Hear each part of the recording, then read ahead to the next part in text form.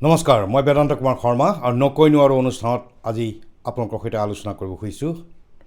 Doctor Bhupen হাজৰিকাই কৈছিল, আমি অসমীয়া নহওঁ দুখীয়া, কিহৰ দুখীয়া হ'ম। হয়, সকলো কথাৰ কাৰণে এটা সময় লাগে।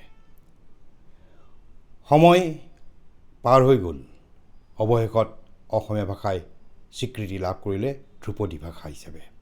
কালিৰ পৰা আজিলৈ অন্ততঃ সামাজিক মাধ্যম, টেলিভিশ্যন চেনেল সকলোতে যিটো ট্ৰেণ্ডিং হৈছে, সঁচাই ভাল লাগিছে।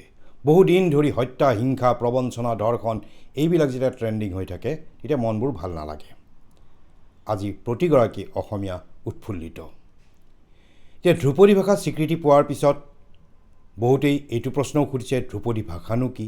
হয়, ইণ্টেলেকচুৱেলসকলে বা আপুনি মই বহুতেই বুজি পাওঁ, কিন্তু গাঁৱত যেতিয়া এখন গুমটিত 5জন বয়সস্থ লোক থাকিব, এনেতে কলেজৰ ল'ৰা এজন আহিব, তেতিয়া সেই মানুহকেইজনে কিন্তু সুধিব, বাবা ধ্ৰুপদী ভাষা মানে কিয়? কালিৰ পৰা বৰ ট্ৰেণ্ড হৈছে, কালিৰ পৰা বৰ চলিছে দেখোন বাতৰিটো। তেতিয়া ডেকা ল'ৰাজনেও বুজাই দিব পাৰিব লাগিব। আৰু সেইকাৰণে মই কৈছোঁ যে সহজ ভাষাত আমি যেনেকৈ ক্লাছিকেল ডেন্স, সত্ৰীয়া নৃত্য, কথক নৃত্য, ক্লাছিকেল মিউজিক, সংগীত, সাধাৰণ আধুনিক গীত আছে, কিন্তু শাস্ত্ৰীয় সংগীত যেতিয়া গায় তেতিয়া সেই কথাবিলাকে যদি বুজাই দিয়ে, তাৰমানে সেইটো এটা জটিল। সাধাৰণ আধুনিক গীতটোতকৈ শাস্ত্ৰীয় সংগীতটো অলপ জটিল, পুৰণি। এই কথাবিলাকে যদি সহজভাৱে বুজাই দিয়ে, তেতিয়া বুজিছে, এনেকৈ ক'ব। গতিকে অসমীয়া ভাষাটো যে অতি পুৰণি ভাষা সেই কথাই স্বীকৃতি পালে। আৰু বহু সময়ত অসমীয়া ভাষাটো বঙালী ভাষাৰ অপভ্ৰংশ বুলিও দাবী কৰা হয়। এতিয়া এই ভাষাটো ধ্ৰুপদী ভাষা হিচাপে স্বীকৃতি পাবলৈ যিবিলাক চৰ্ত থাকে, তাত কিন্তু প্ৰতিটো চৰ্তই অসমীয়া ভাষাই পূৰণ কৰিছে। অৰ্থাৎ অসমীয়া ভাষা মৌলিক ভাষা, অসমীয়া ভাষা কাৰো পৰা ধাৰ কৰা ভাষা নহয়। এই কথাবিলাক স্পষ্ট হৈ গ'ল। এতিয়া অসমীয়া ভাষা হোৱাৰ, ধ্ৰুপদী ভাষা হোৱাৰ পিছত লাভ কি হ'ব, লোকচান কি হ'ব, ইমান দিনে কি আছিল, এই কথাবিলাকো আহিব। গতিকে এই কথাবিলাক আহিলে অন্ততঃ আমি এতিয়া লাহে লাহে গম পাম, ইয়াত কেইটামান অধ্যয়ন কেন্দ্ৰ হ'ব। যেতিয়া বাংগালোৰৰ ল'ৰাটোৱে ক'ব যে কিবা এটা লিংগুইষ্টিক পঢ়িব লাগিছিল, যেনেকৈ নেহুত পঢ়ে, ঠিক তেনেকৈ এতিয়া অসমীয়া ভাষাটো এটা ধ্ৰুপদী ভাষা হ'ল, তালিকাত যেতিয়া আহি যাব, তেতিয়া তেওঁলোকে বোলে কৰ্ণাটকৰ ল'ৰাজনে ক'ব যে মই অসমীয়া ভাষাটো শিকিম, সেইটোও এটা সন্মান। এতিয়া পণ্ডিত কেইগৰাকীমানক আন্তঃৰাষ্ট্ৰীয় বঁটা দিব অসমীয়া ভাষা যিহেতু ধ্ৰুপদী ভাষাৰ স্বীকৃতি পালে। এই কথাবিলাক ভাল লাগিছে। ইয়াৰ আগতে 6টা ভাষা আছিল, স্বীকৃতি পাইছিল, এইবাৰ 5টাই পাইছে, পালি, প্ৰাকৃত, অসমীয়া, বাংলা, মাৰাঠী।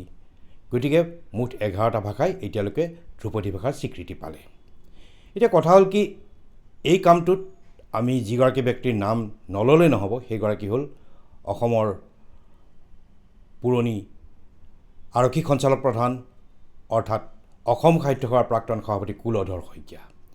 কুলধৰ শইকীয়া ছাৰে অতি নিষ্ঠাৰে কেইজনমান লোকক লৈ অসম সাহিত্য সভাৰ ভিতৰৰ পৰা এই কামটো কৰিছিল।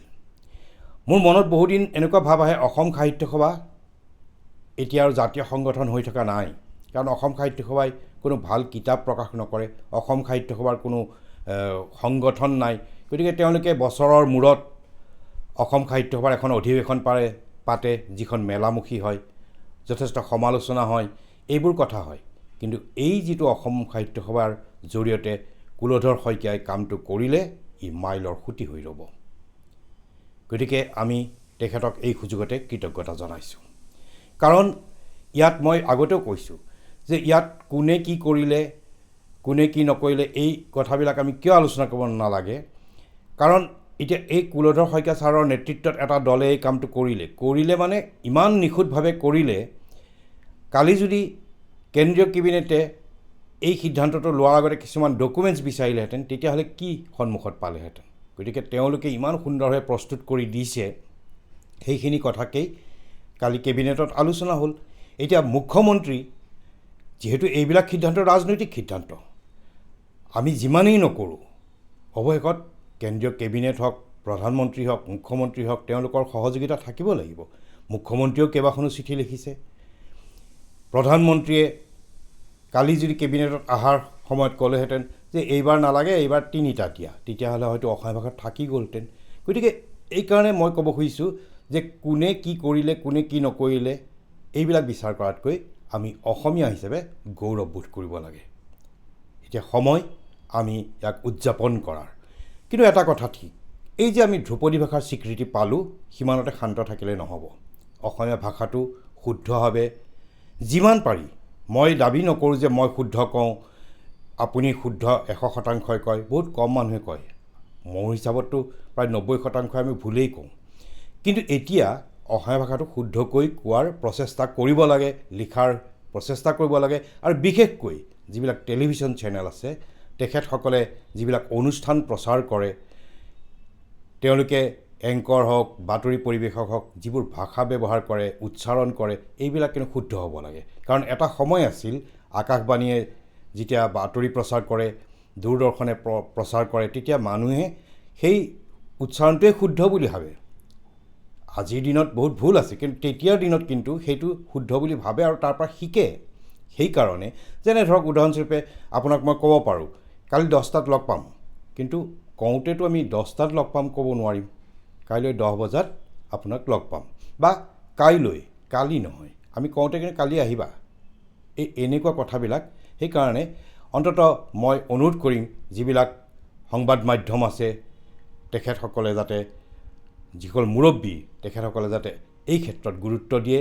অকল আমি অসমীয়া ভাষা ধ্ৰুপদী ভাষাৰ মৰ্যাদা পালে এই ধ্বজাখন উৰুৱাই থাকিলেই নহ'ব। ইমানেই ক'লোঁ। ইয়াৰ পিছত আজি আৰু এটা বাতৰি মই ক'ব খুজিছোঁ যে দুৰ্গা পূজাৰ বতৰ। দুৰ্গা পূজাৰ বতৰত সকলোতে প্ৰস্তুতি চলিছে।